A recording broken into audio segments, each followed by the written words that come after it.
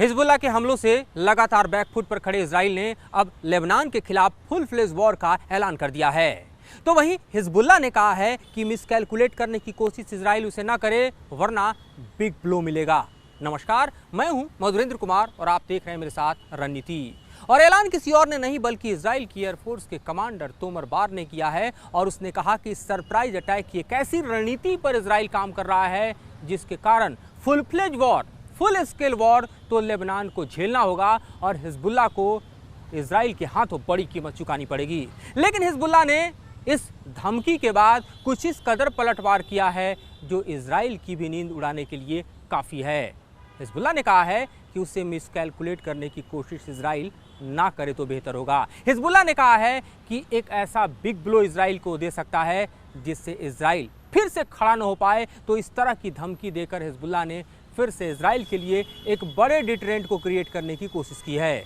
हम जानते हैं कि एक के बाद एक 3 ऐसे वीडियो इजराइल के खिलाफ हिजबुल्लाह ने जारी किए हैं जिसके जरिए दुनिया देख चुकी है कि किस कदर डीप पेनिट्रेशन करने में हिजबुल्लाह इजराइल की ज़मीन पर कामयाब हुआ है। और उसके मैपिंग में, उसके वीडियो में, उसके टारगेट्स में साफ तौर पर दिखाई दे रहा है कि इजराइल के मिलिट्री इंस्टॉलेशन है, इजराइल के खास तौर पे एयर डिफेंस सिस्टम है, चाहे वो हम बात इजराइल के करीबी लेबनान से लगे बॉर्डर की बात करें या फिर आप उस तरह के सर्विलांस सिस्टम की बात कर सकते हैं जो कि गोलन हाइट्स पर लगाकर इजराइल लगातार हिजबुल्लाह को सेटबैक दे रहा था। तो गोलन हाइट हो या आज की तारीख में इजराइल के भीतर बने हुए तमाम मिलिट्री इंस्टॉलेशन हो या फिर एयर फोर्स स्टेशन हो, ये सब कुछ अब हिजबुल्लाह की जद में है और हिजबुल्लाह की वीडियो ये बतलाने के लिए काफ़ी है। इसीलिए रामत डेविड जो तकरीबन 50 किलोमीटर की दूरी पर नॉर्दर्न बॉर्डर से दिखाई देता है और एक बड़ा एयर बेस, बड़ा मिलिट्री बेस इजराइल का है, वहाँ का वीडियो जैसे ही हिजबुल्लाह ने जारी किया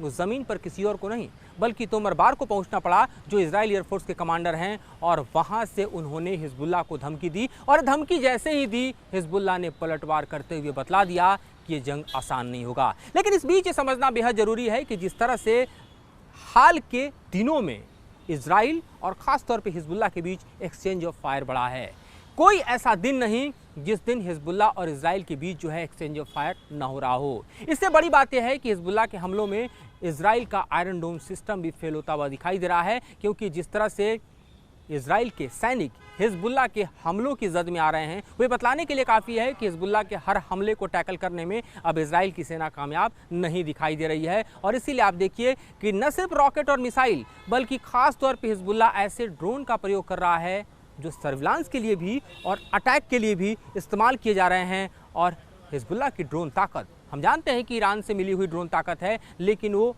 कितनी कामयाब है उसका दृश्य दरअसल इन तस्वीरों के जरिए समझा जा सकता है जिसमें हिजबुल्लाह के हमले इजराइल को दहलाते हुए दिखाई दे रहे हैं। ईरान की ड्रोन ताकत का नज़ारा हम हूती के हमलों के जरिए भी तेल अवीव में देख चुके हैं, जहां पर तेल अवीव के उस एरिया को टारगेट करने में यमन से हूती कामयाब हुआ जहां पर अमेरिकी कौंसलेट है और वहां पर कैजुअल्टी हुई, वहां पर डिस्ट्रक्शन हुआ, जिसका पलटवार भले ही इजराइल ने यमन के पोर्ट एरिया में किया, वहां पर मिसाइलें बरसाई, एयरफोर्स के जरिए बड़े हमले को अंजाम दिया। लेकिन एक तरफ हूती और दूसरी तरफ हिजबुल्लाह ने ये एहसास तो इजराइल को जरूर दिला दिया है ये जंग इतनी आसान नहीं होने वाली। इजराइल के भीतर डीप पेनिट्रेशन करने में दोनों कामयाब हैं और जिस आयरन डोम सिस्टम के जरिए इजराइल अपने बचाव का समूचा कवच तैयार करता है उसे भेदने में भी कोई कसर न हिजबुल्लाह छोड़ेगा और ना ही हूती। शायद यही वजह है कि आप देखिए कि नेतन्याहू जब पिछले सोमवार से लगातार अमेरिकी दौरे पर बने हुए हैं तो वहाँ उनको अब किसी का सपोर्ट नहीं मिल रहा है। ना ही आने वाले दिनों में आप देखेंगे कि बाइडेन की जगह कमला हैरिस राष्ट्रपति पद की उम्मीदवार होने वाली हैं, उनको सपोर्ट भी मिल चुका है। उनके साथ बैठक की हो नेतन्याहू ने या फिर बाइडेन के साथ बैठक की हो, अब दोनों ने ही दरअसल इजराइल से अपना हाथ खींच लिया है और ये कह रहे हैं कि सीज फायर करो, ये कह रहे हैं कि युद्ध विराम करो, ये कह रहे हैं कि हमास के साथ डील करो। दूसरी तरफ ट्रंप से भी कोई बड़ा सहारा इस वक्त नेतन्याहू को मिलता हुआ दिखाई नहीं दे रहा है। ट्रंप भी इस तरह के वॉर में विश्वास नहीं रखते और ट्रंप के टेन्योर को आप देखें तो ट्रंप ने भले ही युद्धोन्माद फैलाया हो लेकिन किसी भी जंग के मैदान में वो अमेरिका को कूदते हुए नहीं दिखाई दिए। यहाँ तक कि ट्रंप ने तो हम देखें तो तालिबान के हाथों अफगानिस्तान की सत्ता एक तरह से बैठे बिठाई सौंप दी और वहाँ से अमेरिकी सेना को वापस कर दिया। तो अगर ट्रंप आते हैं तो भी आप जान के चलिए कि इजराइल के लिए जंग आसान नहीं होगा। और अगर कमला हैरिस आती हैं तो जिस तरह के बोल उनके सुनाई दे रहे हैं वो शायद ही बाइडेन के इजराइल प्लान को आगे बढ़ा पाएँ। इस वक्त के चुनावी माहौल में तो ऐसा ही प्रतीत होता है। लेकिन इस वक्त एक और बड़ी बैठक का जिक्र करना जरूरी है जो कि मॉस्को में हुई है और ये किसी और के बीच नहीं बल्कि आप देखिए तो खुद पुतिन ने सीरिया के प्रेसिडेंट के साथ की है। और ये बैठक अपने आप में बतलाने के लिए काफ़ी है कि किस तरह से अब सीरिया और रूस मिलकर जो मिडिल ईस्ट का इलाका है वहाँ पर एक डोमिनेंस क्रिएट करना चाहते हैं। हम जानते हैं कि सीरिया और टर्की के बीच एक बड़ा तनाव चल रहा है और पुतिन अब मीडिएट कर रहे हैं कि ये तनाव खत्म हो और ख़ास तौर पे अमेरिका के खिलाफ, इजराइल के खिलाफ जो गोलबंदी है, लामबंदी है, उसमें रूस यहाँ पर लीड करे और वो दरअसल सपोर्ट सीरिया को करे, टर्की को तो कर ही रहा है और साथ ही आप समझिए कि मिडिल ईस्ट के अन्य देशों के साथ भी रूस से गहरा संबंध बनाता दिखाई दे रहा है।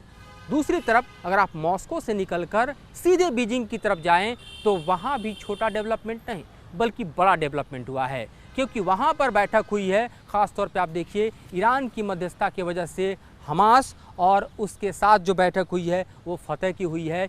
और ये बैठक एक मैसेज को दे रही है कि किस तरह से ये सुपर पावर आने वाले दिनों में फ़लस्तीन को समर्थन देंगे। तो एक तरफ रूस एक्टिवेट दिखाई दे रहा है, दूसरी तरफ चीन एक्टिवेट दिखाई दे रहा है। ईरान दोनों के साथ संपर्क साधे हुए है। ईरान के प्रॉक्सी इजराइल को पूरी तरफ से घेरे हुए हैं। क्या आप हिजबुल्लाह को लेबनान से देखिए, हमास वार अभी कंक्लूड नहीं हुआ है। दूसरी तरफ आप हूती देखिए किस तरह से एक्टिव है। इराक की ज़मीन से और लेडी हम देख चुके हैं कि जो वहाँ बैठा हिजबुल्लाह है वो भी हूती को समर्थन दे चुका है। और आप इस पूरे एरिया में देखिए तो जिस अमेरिका के दम पर इजराइल अपनी ताकत का इजहार कर रहा था वो अमेरिका अब अपने कदम पीछे खींचता हुआ दिखाई दे रहा है। तो एक बड़ा बदलाव साफ तौर पर देखें तो इस वक्त मिडिल ईस्ट में ख़ास तौर पे इजराइल के पिछले 9 महीने के जंगी हालात में देखने को मिल रहा है।